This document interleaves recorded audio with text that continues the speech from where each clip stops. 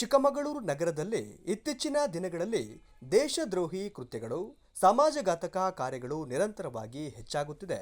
ಅದೇ ರೀತಿಯಲ್ಲಿ ಮೊನ್ನೆಯ ದಿನ ರಾತ್ರಿ ನಗರದ ಟಿಪ್ಪು ನಗರದಲ್ಲಿ ಈದ್ ಮಿಲಾದ್ ಹಿನ್ನೆಲೆಯಲ್ಲಿ ನಿಲ್ಲಿಸಿದ್ದ ಬೃಹತ್ತಾದ ಟಿಪ್ಪು ಸುಲ್ತಾನ್ ಸಂಬಂಧಿಸಿದ ಬ್ಯಾನರ್ಗೆ ಪಾಕಿಸ್ತಾನ ಸಂಬಂಧಿಸಿದ ಹಾಡನ್ನು ಹಾಕಿ ಸೋಷಿಯಲ್ ಮೀಡಿಯಾದಲ್ಲಿ ಹರಿಬಿಡಲಾಗಿದೆ ಎಂದು ಹಿಂದೂ ಹಿತರಕ್ಷಣಾ ವೇದಿಕೆ ಹಾಸನ ಪ್ರಾಂತ್ಯ ಅಧ್ಯಕ್ಷರಾದ ಮಹೇಂದ್ರ ಅವರು ತಿಳಿಸಿದರು.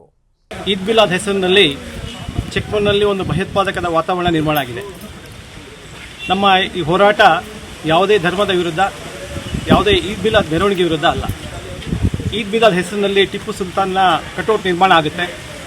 ಕಟೌಟ್ಗೆ ಒಂದು ಕಳೆ ಕೊಡಲಿಕ್ಕೋಸ್ಕರವಾಗಿ ಪಾಕಿಸ್ತಾನದ ಮಿಲಿಟರಿಯಲ್ಲಿ ಹಾಡುವಂಥ ಹಾಡನ್ನು ಇಲ್ಲಿ ಹಾಡಲಾಗುತ್ತೆ.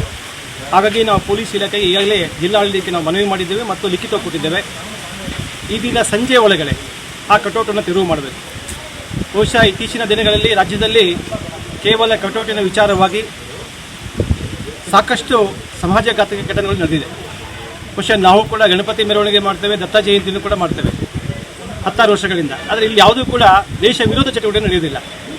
ಹಾಗೆ ದಯಮಾಡಿ ತಕ್ಷಣ ಜಿಲ್ಲಾಡಳಿತ ಈಗಾಗಲೇ ಯಾವುದೋ ಕಣ್ಣು ಓಡಿಸಲಿಕ್ಕೋಸ್ಕರವಾಗಿ, ಯಾವುದೋ ರಾಜಕಾರಣಿಗಳನ್ನು ಸಮಾಧಾನ ಮಾಡಲಿಕ್ಕೋಸ್ಕರವಾಗಿ ಯಾವುದೋ ಇಬ್ಬರನ್ನ ಅರೆಸ್ಟ್ ಮಾಡಿ ಒಂದು ಬೇಲಾಗುವಂಥ ಸೆಕ್ಷನ್ ಹಾಕಿದಿರಿ. ಇದು ಸಾಕಾಗೋದಿಲ್ಲ.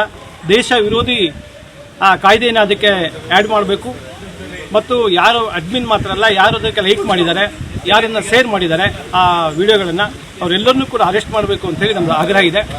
ಈ ದೃಷ್ಟಿಯಾಗಿ ನಮ್ಮದು ನಾಳೆ 26ನೇ ತಾರೀಕು ಬೆಳಗ್ಗೆ 10 ಗಂಟೆಗೆ ತಾಲೂಕು ಆಫೀಸಿಂದ ಒಂದು ಬೃಹತ್ ಮೆರವಣಿಗೆಯನ್ನು ನಾವು ಪ್ರಾರಂಭ ಮಾಡಿದ್ದೇವೆ. ಹಿಂದೂ ಜಾಗರಣ ವೇದಿಕೆ ಹೆಸರಿನಲ್ಲಿ ಆಜಾದ್ ಪಾರ್ಕ್ನಲ್ಲಿ ಸಭೆಯನ್ನು ಮಾಡ್ತಾ ಇದ್ದೇವೆ. ಹಿಂದೂ ಹಿತರಕ್ಷಣಾ ವೇದಿಕೆ ಹೆಸರಿನಲ್ಲಿ ನಾವು ಕಾರ್ಯಕ್ರಮ ಮಾಡ್ತಾ ಇದ್ದೇವೆ.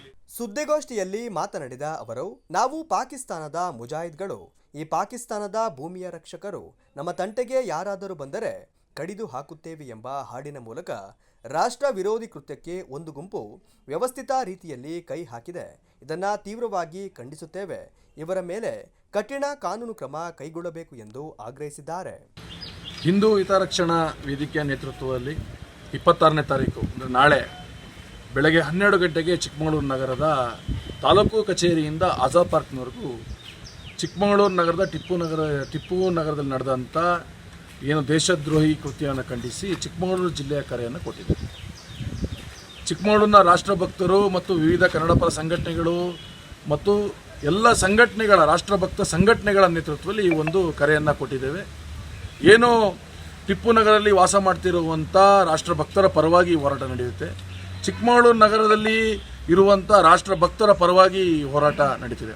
ಯಾಕಂತ ಹೇಳಿದ್ರೆ ಇವತ್ತು ಕೊಲ್ತೀವಿ, ಚುಸ್ತೀವಿ, ಸಾಯಿಸ್ತೀವಿ ಅನ್ನೋ ಮಾನಸಿಕತೆಯವರು ನಮ್ಮ ಮಧ್ಯೆ ಇವತ್ತು ವಾಸಿಸ್ತಾರೆ ಅಂತ ಹೇಳಿದ್ರೆ ಇದು ಉಳಿದಂಥ ಸಮಾಜವನ್ನು ಭಯಪಡಿಸುವಂಥ ನಿಟ್ಟಿನಲ್ಲಿ ಇವರು ಈ ಒಂದು ಸಾಂಗನ್ನು ಹಾಕಿದ್ದಾರೆ.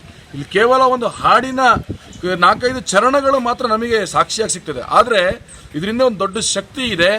ಎಲ್ಲೆಲ್ಲಿ ಹಿಂದೆ ಗಲಭೆಗಳು ನಡೆದಿದೆ, ಇದೇ ರೀತಿ ಟಿಪ್ಪು ಮತಾಂಧನ ಕಟೌಟಿಂದನೇ ದೊಡ್ಡ ಗಲಭೆಗಳು ನಡೆದಿದೆ. ಹಾಗಾಗಿ ಆ ಗಲಭೆಗಳನ್ನು ನಡೀಬಾರ್ದು ಮತ್ತು ಅಂಥ ಗಲಭೆಗಳಿಂದ ಎಚ್ಚೆತ್ತುಕೊಂಡು ಪೊಲೀಸ್ ಇಲಾಖೆ ಇನ್ನಷ್ಟು ಅವರ ಮೇಲೆ ಏನು UAPA ಆ್ಯಕ್ಟ್ ದೇಶದ್ರೋಹಿಯ ವಿರುದ್ಧ ನಡೆಯುವ ಹಾಕುವಂಥ ಪ್ರಕರಣವನ್ನು ದಾಖಲಿಸಬೇಕು. ಇಲ್ಲ ಅಂತ ಹೇಳಿದ್ರೆ ನಾಳೆ ಬೆಳಗ್ಗೆ ಚಿಕ್ಕಮಗಳೂರು ನಡೆಯಲ್ಲಿ ಬೃಹತ್ ಪ್ರತಿಭಟನೆಯನ್ನು ಹಮ್ಮಿಕೊಳ್ಳೋದು ಸತ್ಯ. ಹಾಗಾಗಿ ಪೊಲೀಸ್ ಇಲಾಖೆ ತನ್ನ ವೈಫಲ್ಯವನ್ನು ಮರೆಮಾಚಲು ಇವತ್ತೊಂದು ಇನ್ನೊಂದು ಇಷ್ಟು ಜನನ ಬಂಧನ ಮಾಡಿದೆ. ಆದರೆ ನಮ್ಮ ಆಗ್ರಹ ಇರೋವಂಥದ್ದು ಹಿಂದೆ ಇರುವಂಥ ಮಾಸ್ಟರ್ ಮೈಂಡ್, ಯಾರು ಮಾಸ್ಟರ್ ಮೈಂಡ್ ಇದ್ದಾರೆ ಅವ್ರನ್ನ ಬಂಧನ ಮಾಡಬೇಕು. ಮತ್ತು ಈ ಒಂದು ಪೋಸ್ಟನ್ನು ಯಾರ್ಯಾರು ಶೇರ್ ಮಾಡಿದ್ದಾರೆ, ಯಾರು ರೀಶೇರ್ ಮಾಡಿದ್ದಾರೆ, ಯಾರು ಲೈಕ್ ಮಾಡಿದ್ದಾರೆ, ಯಾವ ಪೇಜ್ಗಳಲ್ಲಿ ಈ ಪೋಸ್ಟ್ಗಳನ್ನು ಹಾಕಿದ್ದಾರೆ ಅವರೆಲ್ಲರ ಮೇಲೆ ಪ್ರಕರಣ ದಾಖಲನ್ನು ಮಾಡಬೇಕು.